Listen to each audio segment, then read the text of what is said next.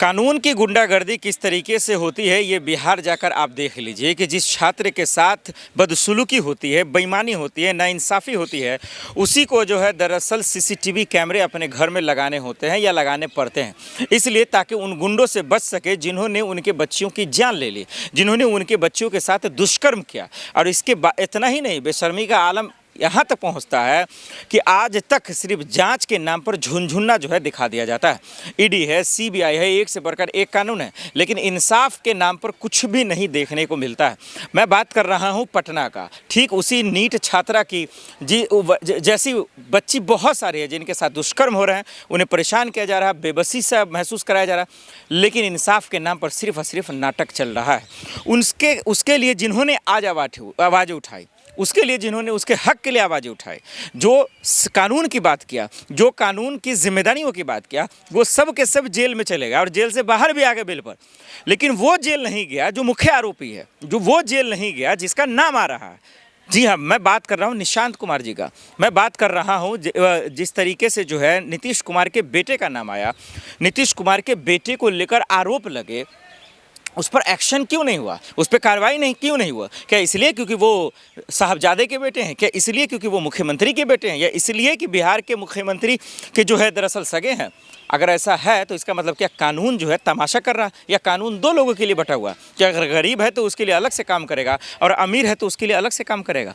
आइए इसको बताते हैं कि आखिर कैसे। पप्पू यादव, पूर्व IPS अमिताभ यादव और बहुत सारे विपक्ष के नेता, तेजस्वी यादव, लालू जी, राबड़ी यादव जी भी वो उन्होंने आवाज़ उठाए, लेकिन इसके बावजूद कोई फ़र्क नहीं पड़ रहा है।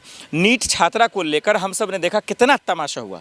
कौन इसका मुख्य आरोपी है वो तो हम भी जानते हैं कि 2-3 ठो को पकड़ के जेल में डाल देंगे और दिखा देंगे कानून अपना जो है काम कर रहा है, ईडी CBI की जो है जांच चल रही है। लेकिन असल जो खिलाड़ी है, जिसके वजह से ये जो है कुकर्म किया जाता है, ये काली करतूत की जाती है, वो पकड़े कब जाएंगे? उनको सलाखों के पीछे कब डाला जाएगा? ये सवाल पूरा हिंदुस्तान इस वक्त पूछ रहा है। अब बिहार के लोग तो पूछेंगे ही कि डबल इंजन की सरकार है, एक से बढ़कर एक धुरंधर आपके पास है, लेकिन आप जवाब ही नहीं देते, आप जवाब देना भी नहीं चाहते। अब देखिए ना, CBI को ये पूरा मामला सौंप दिया गया, इसके बावजूद नीट छात्रा का जो परिवार है वो दहशत में, वो पूरी तरीके से परेशान है। और इसलिए क्योंकि जो हवस के पुजारी हैं, जो गुंडागर्दी करने वाले लोग हैं, जो कानून के नाम पर नंगा नाच करने वाले लोग हैं, वो उनको फ़ोन करते हैं, वो धमकाते हैं। इसलिए अपने पैसे पर उन्होंने पूरे घर में 4 से 5 CCTV फुटेज लगा दिया, CCTV लगा दिया कि अगर अभी भी कोई घटना होगा, सोचिए कि उनके बेटियों की मौत हो जाती है, उनके साथ दुष्कर्म होता है, परेशान किया जाता है, और उसके बावजूद उन्हीं के परिवार को डरना पड़ता है। ये बिहार का कानून है, ये कानून है बिहार का तमाशा। सम्राट चौधरी छाते पीट कर कहते कोई किसी को छोड़ा नहीं जाएगा, सब जेल में जाएगा, सबको जो है जेल में डाल दिया जाएगा। लेकिन हम और आप देख रहे हैं कि क्या तमाशा चल रहा है। हम और आप देख रहे हैं कि सिर्फ और सिर्फ सदन में जो है वो बेंच थपथपा देने से जो है इंसाफ नहीं मिल जाता। और नीतीश बाबू चुप क्यों है, खामोश क्यों है? मेरा ये सबसे बड़ा सवाल है। 20 साल बेमिसाल बड़ी लंबा हाकी मारा अपने भाई कि बिहार से जंगल आज ख़त्म हो गया, गुंडे माफिया अपराधी ख़त्म हो गए। आज खुलेआम पटना में जो है आप देख रहे होंगे कि किस तरीके से लोगों की जानें ली जा रही हैं, और उसके बावजूद जो है फिर भी कहा जा रहा है कि भाई जो है जंगल राज नहीं है, फिर भी जो है राम राज है। अब नीतीश कुमार के जब बेटे का नाम आता है, ये कोई भी लेता है XYZ आरोपी सही है, अरे आप उसको जेल में मत डालिए, निशांत कुमार को गिरफ्तार मत कीजिए, चलिए उनसे पूछताछ मत कीजिए, लेकिन कम से कम एक बड़े, मान लीजिए कोई छोटे मोटे नेता लगाता आरोप, तो समझ में आता चलिए सियासत करने वाले। पप्पू यादव एक सांसद है, बजब्ता वो सबूत भी दे रहे हैं। उन्होंने 45 मिनट की प्रेस कॉन्फ्रेंस की।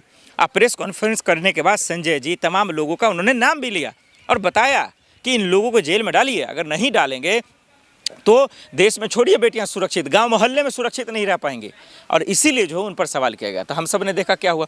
अरे भाई, जब कानून ठीक है, आपका ईमान ठीक है, आप मुख्यमंत्री परफेक्ट हैं, आप हाईजैक नहीं हुए, आप बिके हुए नहीं हैं, तो आपके बेटा का नाम आया तो आपको तो एक्शन लेना चाहिए, उस पर भी कार्रवाई करना चाहिए। क्योंकि आरोपी तो आरोपी होता है, दुष्कर्म करने वाला तो दुष्कर्म करने वाला होता है, और उसके बाद उनके खिलाफ जो है SIT की टीम बैठा देते हैं।